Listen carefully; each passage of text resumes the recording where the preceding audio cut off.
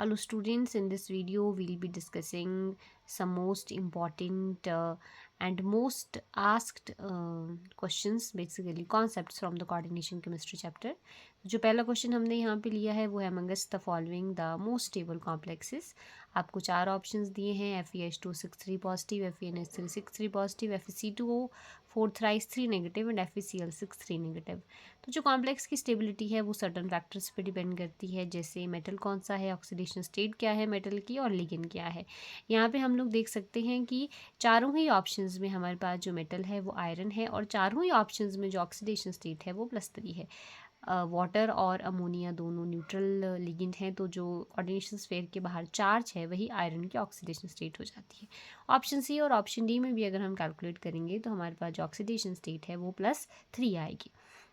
अब यहाँ पे जो हमारे पास लिगेंड है वही डिफरेंस क्रिएट कर रहे हैं। एक जगह वाटर है, अमोनिया है और क्लोराइड है, ये तीनों ही मोनोडेंटेट लिगेंड है, और जो आपके पास ऑक्जेलेट है वो एक बाइडेंटेट लिगेंड है।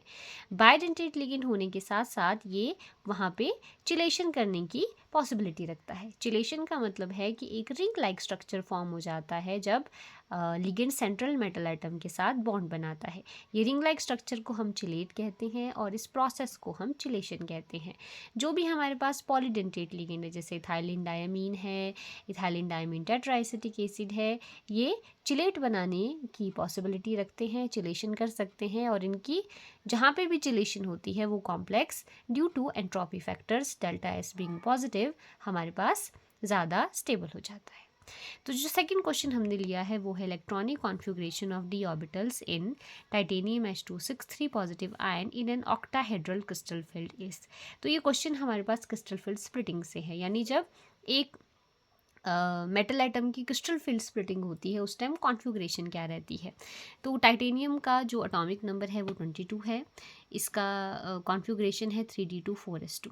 यहाँ पे अगर हम टाइटेनियम की ऑक्सीडेशन स्टेट निकालेंगे तो अगेन न्यूट्रल लिगेंड है, तो चार्ज जो भी कोऑर्डिनेशन स्फीयर के बाहर है वही मेटल की ऑक्सीडेशन स्टेट है।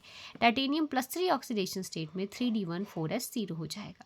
अब जब क्रिस्टल फील्ड स्प्लिटिंग होती है तो जो हमारे पास ओरिजिनल 5d ऑर्बिटल्स हैं, dxy, dyz, dzx और dx² - y² वो 2 सेट ऑफ ऑर्बिटल्स में स्प्लिट हो जाते हैं, जिसमें से dxy, dyz, dzx t2g बनाते हैं और dz² और dx² - y² eg ऑर्बिटल बनाते हैं। अब यहाँ पे क्योंकि एक ही इलेक्ट्रॉन है तो एक इलेक्ट्रॉन जो लोअर सेट ऑफ ऑर्बिटल है विच इज़ t2g वो वहाँ पे चला जाएगा, तो कॉन्फ़िगरेशन हो जाएगी t2g 1 eg 0। अब जो नेक्स्ट क्वेश्चन हमने लिया है वो है using CFT calculate magnetic moment of central metal ion of FeF64 negative. तो इस कॉन्सेप्ट पे भी बहुत बार क्वेश्चन आता है, this is a very easy concept. Option में हमारे पास आप देख सकते हैं कि कुछ वैल्यूज़ है और वैल्यूज़ के साथ ये जो BM लिखा है this is Bohr magneton, that is the unit of magnetic moment.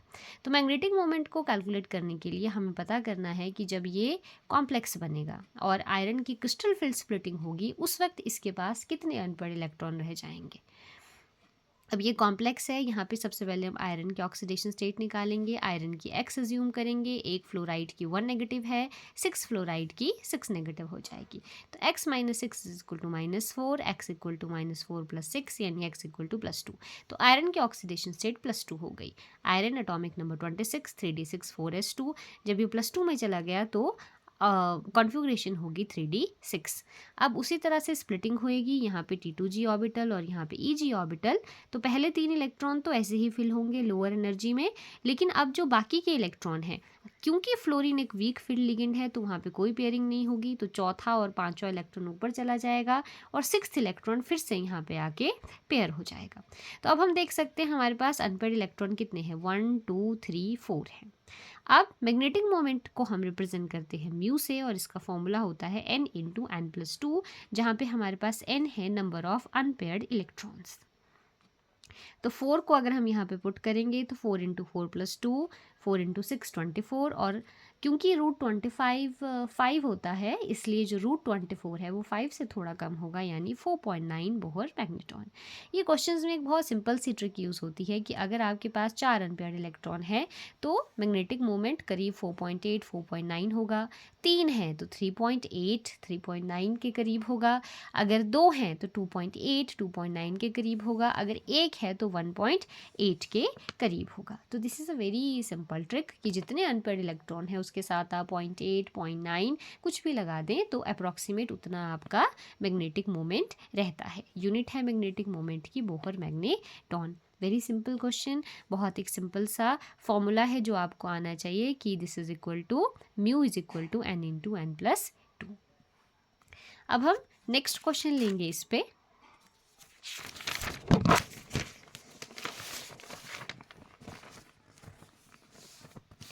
तो जो नेक्स्ट क्वेश्चन है that is a very simple and very factual question कि जो विटामिन B12 है उसमें कौन सा मेटल प्रेजेंट होता है। विटामिन B12 एक ऑर्गेनोमेटालिक कम्प्लेक्स है जिसमें एक मेटल होता है और एक ऑर्गेनिक लिगेंड जिसे हम पोरफायरिन रिंग कहते हैं वो इसमें अटैच होता है। तो B12 का जो साइंटिफिक नेम है वो है साइनोकोबालामिन एंड ऑफ कोर्स जो यहाँ पे ये जो वर्ड है kobold, it is coming from the cobalt metal. तो यहाँ पे कोबाल्ट होता है इन +3 ऑक्सीडेशन स्टेट और हमारी ह्यूमन बॉडी में जो हीमोग्लोबिन है उसमें प्रेजेंट होता है आयरन इन +2 ऑक्सीडेशन स्टेट। तो very simple and factual question. Next question है cobalt NH35BrSO4 and cobalt NH35SO4Br these are example of what type of isomerism. तो आइसोमरिज्म से भी काफ़ी क्वेश्चंस कोऑर्डिनेशन से पूछे जाते हैं, काफ़ी सिंपल रहते हैं और बहुत बार रिपीट होते हैं। तो अगर हम यहाँ पे देखिए 4 ऑप्शंस हैं, एक है हमारे पास लिंकेज, ज्योमेट्रिकल, आयनाइजेशन और उसके बाद ऑप्टिकल आइसोमरिज्म। अब यहाँ पे क्या हमारे पास चेंज हो रहा है कि एक बार आप लोग देख सकते हैं कोऑर्डिनेशन स्फेयर के बाहर सल्फेट आयन है और एक बार कोऑर्डिनेशन स्फेयर के बाहर ब्रोमाइड आयन है। तो यहाँ पे जो चेंज आ रहा है वो सिर्फ आ रहा है काउंटर आयन में। तो इस तरह से जो कोऑर्डिनेशन स्फेयर के बाहर आयन का चेंज है उस तरह के जो आइसोमरिज्म है उसको हम कहते हैं आयनाइजेशन आइसोमरिज्म। अब इसके बाद जो नेक्स्ट क्वेश्चन है the complexes platinum CN4 2 negative and NiCl4 2 negative respectively are paramagnetic और डायमैग्नेटिक। तो ये अगेन जो क्वेश्चन है वो मैग्नेटिज्म पे है। हमें पता है कि अगर अनपेड इलेक्ट्रॉन प्रेजेंट होंगे तो पैरामैग्नेटिक कॉम्प्लेक्स होगा, अगर अनपेड इलेक्ट्रॉन प्रेजेंट नहीं होंगे तो हमारे पास डायमैग्नेटिक कॉम्प्लेक्स होगा। तो हम इन दोनों कॉम्प्लेक्सेस को देखेंगे कि ये पैरामैग्नेटिक है या डायमैग्नेटिक है। तो सबसे पहले हम इनकी ऑक्सीडेशन स्टेट निकालेंगे। साइनाइड 1 नेगेटिव होता है, क्लोराइड 1 नेगेटिव होता है, कोऑर्डिनेशन स्फेयर के बाहर -2 का चार्ज है तो इसकी हम x अज्यूम करेंगे, x -4 इज इक्वल टू -2 और यहाँ पे x -4 equal to -2। Oxidation state दोनों केस में +2 आ गई। Nickel 2 positive 3d8 configuration and platinum 2 positive 5d8 configuration. अब क्योंकि प्लैटिनम के पास 5d का ऑर्बिटल है जो कि कोऑर्डिनेशन बॉन्डिंग में इन्वॉल्व है, तो 5d ऑर्बिटल बहुत ज़्यादा क्रिस्टल फील्ड स्प्लिटिंग करता है जिसकी वजह से प्लैटिनम अपनी d8 की कॉन्फ़िगरेशन में हमेशा स्क्वायर प्लानर कॉम्प्लेक्स बनाएगा और अगर स्क्वायर प्लानर बनाएगा तो ये डायमैग्नेटिक रहेगा। अब निकल जो है वो 3d8 में है, निकल d8 कॉन्फ़िगरेशन में टेट्राहेड्रल भी बना सकता है और स्क्वायर प्लानर भी बना सकता है। लेकिन अगर आपका जो लिगेंड है वो वीक है, जैसे यहाँ पे Cl नेगेटिव लिगेंड है तो ये वीक फील्ड लिगेंड है तो ये इतनी ज़्यादा स्प्लिटिंग नहीं कर पाता और वहाँ पे टेट्राहेड्रल कॉम्प्लेक्स बन जाता है जिस वजह से ये पैरामैग्नेटिक रहेगा। सारे के सारे स्क्वायर प्लानर कॉम्प्लेक्सेस डायमैग्नेटिक होते हैं। तो जो इसका आंसर है वो हो जाएगा PtCN4 डायमैग्नेटिक होगा और NiCl4 2 नेगेटिव पैरामैग्नेटिक होगा। अब इसके बाद इसी में जो नेक्स्ट क्वेश्चन मैंने लिया है वो है on the basis of CFT the electronic configuration of D4 in 2 situation. Situation 1 delta not is greater than P and situation 2 delta not is less than PR। अब यहाँ पे डेल्टा नॉट तो crystal field splitting है, ये जो P है इसे हम कहते हैं पेयरिंग एनर्जी। अब हमारे पास जैसे केस 1 है जहाँ पे delta not is greater than pairing energy, जब तक आपके पास 3 इलेक्ट्रॉन है वो सिंपली जो लोअर सेट ऑफ ऑर्बिटल है T2G उसमें में फिल हो जाएगा 1 2 3। अब जो चौथा इलेक्ट्रॉन है उसके पास चॉइस है, या तो वो यहाँ पे पेयर हो जाए या वो यहाँ से ऊपर ईजी में चला जाए।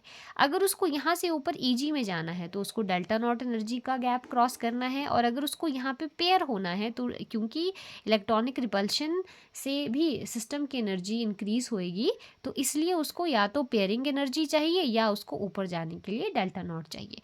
अगर डेल्टा नॉट ज़्यादा है, सपोज डेल्टा नॉट 10 यूनिट है और पेयरिंग एनर्जी 8 यूनिट है, तो वो वहाँ पे पेयर हो जाएगा क्योंकि पेयरिंग में कम एनर्जी लग रही है, इसलिए पेयर होके कॉन्फ़िगरेशन हो जाएगी T2G4 EG0। अब केस 2 है delta not is less than P, यानी डेल्टा नॉट सपोज हमारे पास 8 यूनिट है और पेयरिंग एनर्जी 10 यूनिट है, तो इस केस में वो पेयर नहीं होगा, वो ऊपर चला जाएगा और आपके पास कॉन्फ़िगरेशन हो जाएगी T2G3 EG1। So this is also one concept which is asked many a time. सो आपसे कभी D4 पूछेंगे, D5 पूछेंगे। अब इसके बाद जो नेक्स्ट क्वेश्चन मैंने लिया है, this is based on Werner theory. Werner theory से भी आपको 1 या 2 क्वेश्चन देखने को मिलते हैं। Very simple theory based on primary valency, secondary valency. तो क्वेश्चन है 1 mole of the complex compound, आपको एक कंपाउंड दिया है CONH35Cl3, it gives 3 moles of ions on dissolution in water.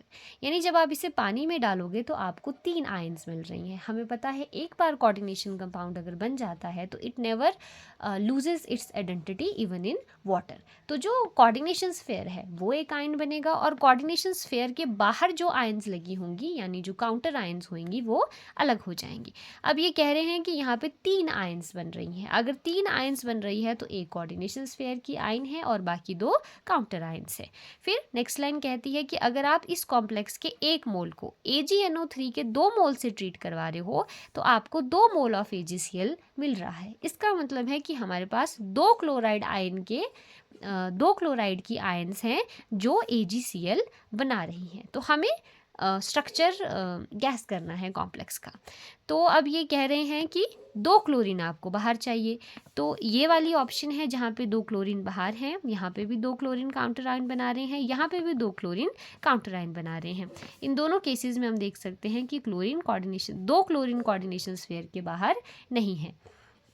अब ये 2 ऑप्शन में से जो ऑप्शन ए है वो करेक्ट है। ऑप्शन बी क्यों करेक्ट नहीं है? क्योंकि यहाँ पे कोबाल्ट का जो कोऑर्डिनेशन नंबर है वो 5 है। कोबाल्ट 5 कोऑर्डिनेशन नंबर में कोऑर्डिनेशन कंपाउंड नहीं बनाता, वो 6 कोऑर्डिनेशन नंबर में बनाता है।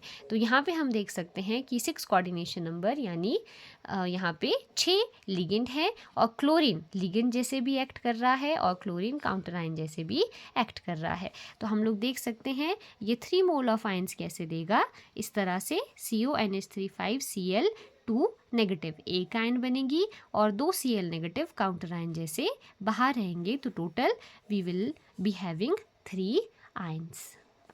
सो ये कुछ काफ़ी इम्पॉर्टेंट और most asked in very easy questions थे जो बार बार पूछे जाते हैं फ्रॉम कोऑर्डिनेशन। तो this was all about the video.